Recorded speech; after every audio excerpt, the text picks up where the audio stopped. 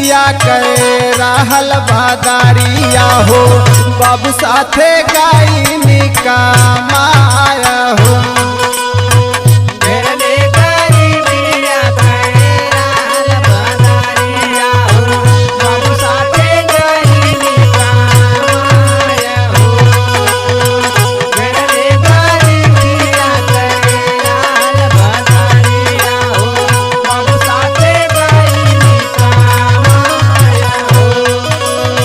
कहो बहनी।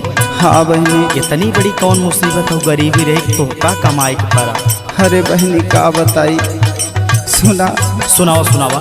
पचरे बाहिनिया में बड़की बाहिनिया हम पचरे बाहिनिया में बड़की बाहिनिया हम सोचली की हथवाली बाटाया हो।